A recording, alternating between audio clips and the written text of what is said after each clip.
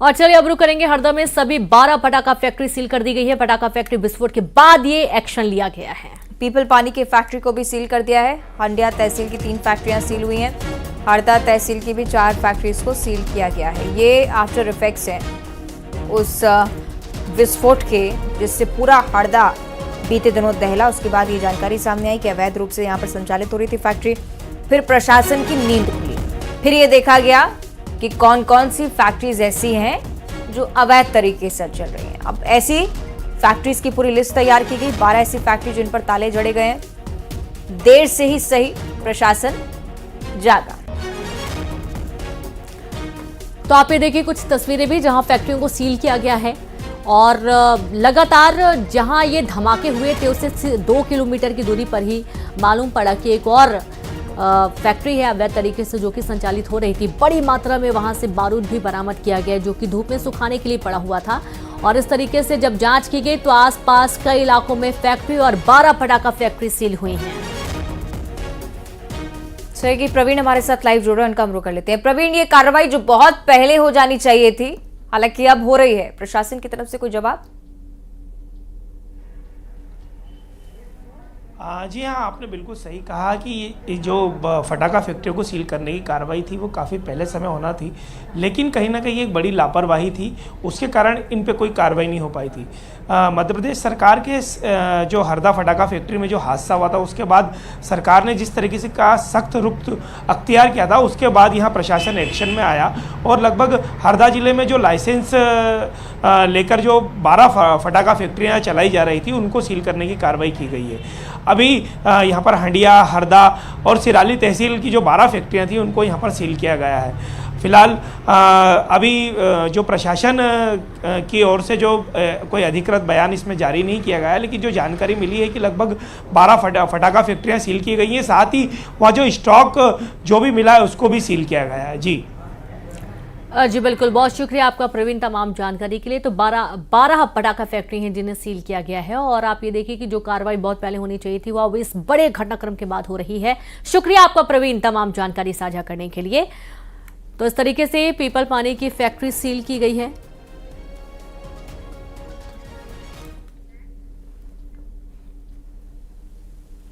और इंदौर का जिक्र कर लेते हैं जहां थप्पड़ से नाराज दुल्हन ने केस दर्ज करवाया है। पति, देवर और ससुर के खिलाफ केस दर्ज हुआ है।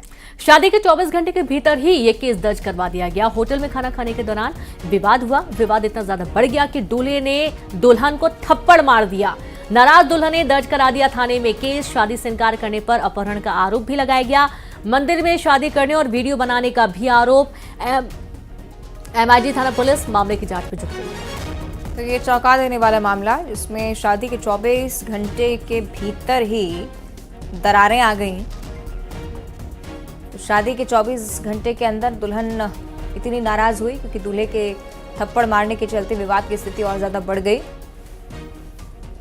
ससुराल वालों के खिलाफ मामला दर्ज कराया गया है और अब इस मामले को लेकर पुलिस तफ्तीश करे, समझने का प्रयास करे कि आखिर कैसे इस मामले से निपटना है। तो खाना खाने सभी लोग गए हुए थे और इस दौरान विवाद हुआ। विवाद इतना ज्यादा बढ़ गया कि दूल्हे ने दुल्हन को थप्पड़ जड़ दिया। लव मैरिज बताई जा रही है जो कि हुई है और काफी विवादों के बीच में हुई है। और उसके बाद आप देखें कि इस तरीके की घटना सामने हुई। संवाददाता मिथिलेश जुड़ गए। मिथिलेश, लव मैरिज की बात की जा रही की हुई थी और उसके बाद इतना विवाद बढ़ गया कि दूल्हे ने दुल्हन को थप्पड़ जड़ दिया और दुल्हन ने सभी के खिलाफ मामला दर्ज करवा दिया। देखिए, दुल्हन ने जो केस दर्ज कराया है वो पति के खिलाफ, देवर और ससुर के खिलाफ केस दर्ज कराया है। अब जबरदस्ती, शादी, मारपीट इन धाराओं में केस हुआ है। युवती ने शिकायत की थी थाने पर कि उसे ऑफिस के बाहर से अगवा कर शादी कराई गई है और जबरदस्ती ये शादी हुई है। जिसके आधार पर पुलिस ने केस दर्ज कर लिया। लेकिन अभी तक जो बात सामने आई है कि ये युवक और युवती एक दूसरे के परिचित थे और किसी मंदिर में इनकी पहले शादी हुई और शादी के बाद जब परिवार के लोगों भी शादी विवादों के बीच हुई और उसके बाद जब किसी होटल पे पहुंचते हैं वहां पर किसी बात को लेकर इनका विवाद होता है और दूल्हे के द्वारा दुल्हन को एक थप्पड़ मार दिया जाता है, जिससे नाराज दुल्हन थाने पहुंचती है अपने परिवार के साथ में और उसके बाद पूरे परिवार के खिलाफ केस दर्ज करा देती है। और ये पूरा जो मामला है वो शादी के 24 घंटे के अंदर ही है। फिलहाल केस दर्ज हो चुका है और इसमें 2 लोगों की गिरफ्तारी भी हो चुकी है। ठीक है, बहुत शुक्रिया आपका मिथिलेश।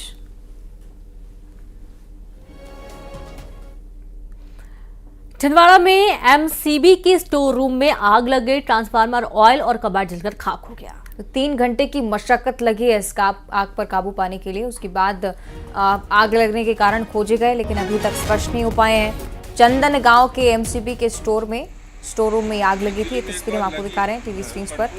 काफ़ी मशक्कत और उसके बाद काबू पाया जा सका, ठीक बात की तस्वीरें। लेकिन उससे पहले का जो मंजर रहा वो भी बहुत ज़्यादा दुर्भाग्यपूर्ण और डरा देने वाली तस्वीरें यहाँ से भी सामने आई थी। ऑयल और कबाड़ यहाँ पर रखा हुआ था, इसलिए आग पर काबू पाने में भी इतना समय लगा।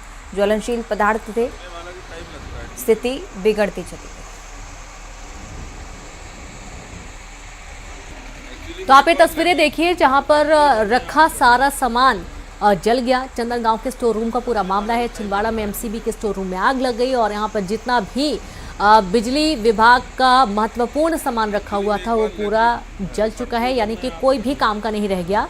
छिंदवाड़ा का पूरा मामला, आग लगने का कारण अज्ञात है। फिलहाल आग कैसे लगी पूरा मामला जांच का विषय बना हुआ है, लेकिन जब तक आग को बुझाया जाता काफी नुकसान हो चुका है। एक्चुअली में एक बार लगी तो कंट्रोल करना है आप।